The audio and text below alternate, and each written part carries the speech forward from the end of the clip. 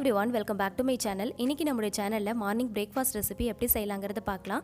அரிசி மாவு வச்சு செய்யக்கூடிய தக்கடி ரெசிபி எப்படி செய்யலாம்ங்கறத பார்க்க போறோம். இந்த ரெசிபியை பார்க்கிறதுக்கு முன்னாடி நம்மளுடைய சேனலை ஃபர்ஸ்ட் டைம் பார்க்கறீங்க இல்ல இன்னும் சப்ஸ்கிரைப் பண்ணாம பார்த்துட்டு இருக்கீங்கன்னா மறக்காம இப்பவே நம்மளுடைய சேனலுக்கு கீழ தெரியுற ரெட் கலர் சப்ஸ்கிரைப் பட்டனை கிளிக் பண்ணி சப்ஸ்கிரைப் பண்ணிக்கோங்க. and பக்கத்துல தெரியுற பெல் பட்டனையும் சேர்த்தே கிளிக் பண்ணிக்கோங்க. அப்பதான் நான் வீடியோஸ் போடும்போது உங்களுக்கு நோட்டிஃபிகேஷன்ல வரும். நீங்களும் மிஸ் பண்ணாம பார்க்கலாம்.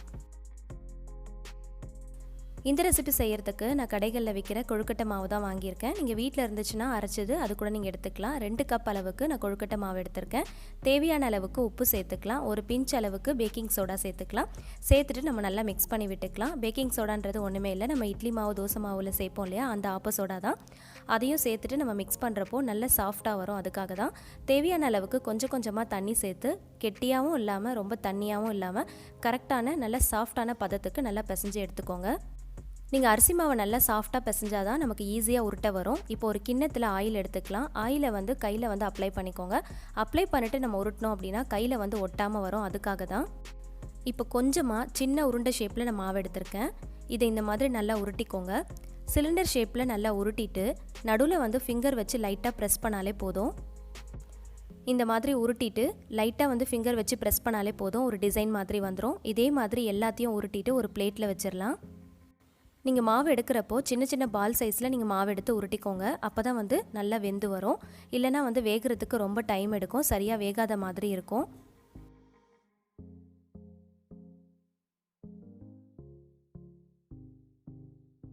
இப்போ எல்லாத்தையுமே உருட்டி நான் இந்த மாதிரி 2 பிளேட்டில் நான் அடுக்கி வச்சுருக்கேன்.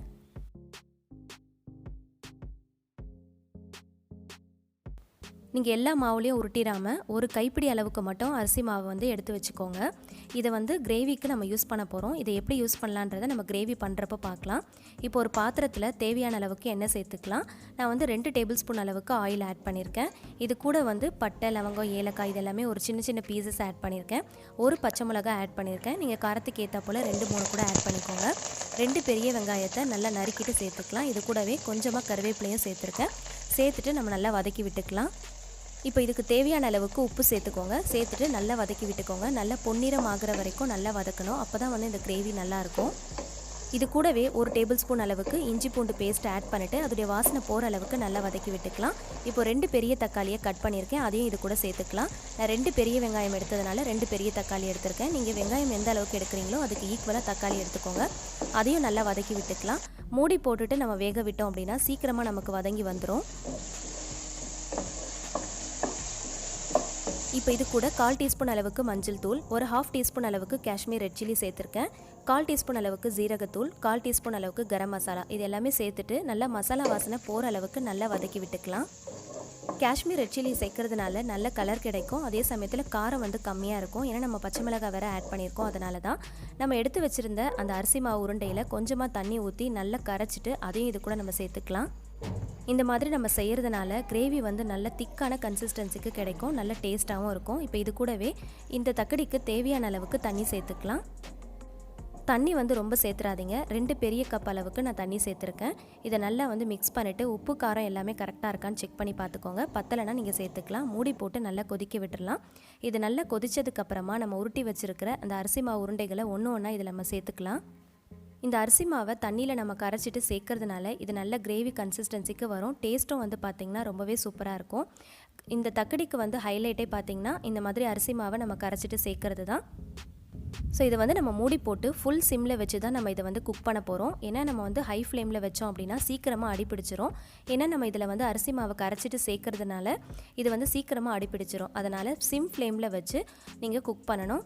நடுவில் நீங்கள் அப்பப்போ ஓப்பன் பண்ணி நல்லா இந்த மாதிரி ஒரு தடவை கிளறி விட்டுக்கோங்க. அப்போ தான் அடிப்பிடிக்காமல் சீக்கிரமாக குக் ஆகி வரும்.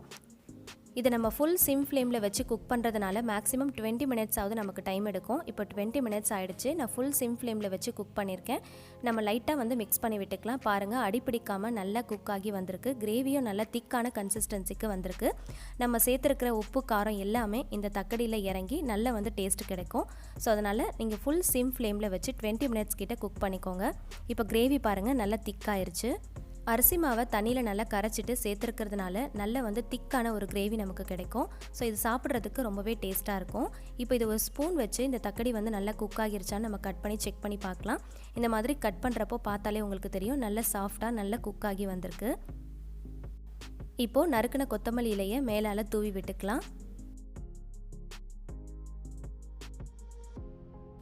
இது நீங்கள் ஹாட்டாக சர்வ் பண்ணுறப்போ ரொம்பவே டேஸ்ட்டாக இருக்கும்.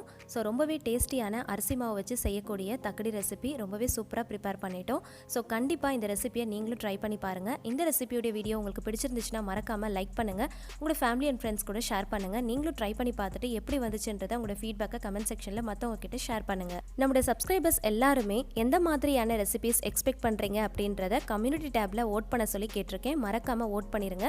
நீங்கள் ஓட் பண்ணுறது மூலமாக அந்த மாதிரியான ரெசிபிஸ் நான் சூஸ் பண்ணி எனக்கு அப்லோட் பண்ணுறதுக்கு ரொம்பவே ஈஸியாக இருக்கும். ஸோ கண்டிப்பாக மறக்காமல் ஓட் பண்ணிடுங்க. நம்முடைய சேனலை இன்னும் நீங்கள் சப்ஸ்கிரைப் பண்ணாமல் பார்த்துட்ருக்கீங்கன்னா மறக்காமல் சப்ஸ்கிரைப் பண்ணிக்கோங்க. Thank you so much. கீப் வாட்சிங். Stay home, stay safe.